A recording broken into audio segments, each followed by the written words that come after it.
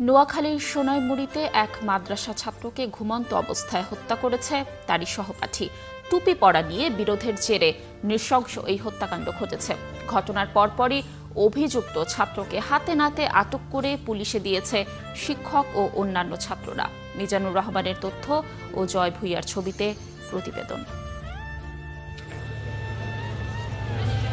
নোয়াখালীর সোনাইমুড়ি পৌরসভার আল মাদ্রাসাতুল ইসলামিয়া মাকফুনুল উলুম মাদ্রাসার আবাসিক ছাত্র নাজিম ও সায়েদের মধ্যে টুপি পরা নিয়ে তর্ক হয় প্রায় 2 সপ্তাহ আগে। বিষয়টি জানার পর তাদের বিরোধ মিটিয়ে দেন মাদ্রাসারই এক শিক্ষক, কিন্তু এতে সায়েদের ক্ষোভ আরো বেড়ে যায়।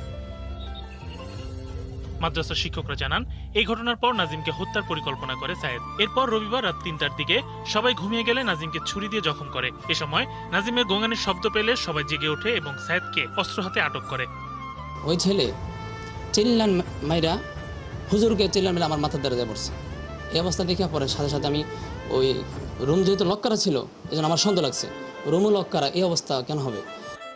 ঘটনার পরপরই সোনাইমুড়ি থানা পুলিশ ও কুমিল্লা থেকে সিআইডির ক্রাইম সিন ও পিবিআর পুলিশ ঘটনাস্থলে এসে বিভিন্ন আলামত সংগ্রহ করে আর হত্যাকারী আবু সায়েদকে আটক করে। এই ঘটনায় জিজ্ঞাসাবাদের জন্য মাদ্রাসার মুহতারিম ও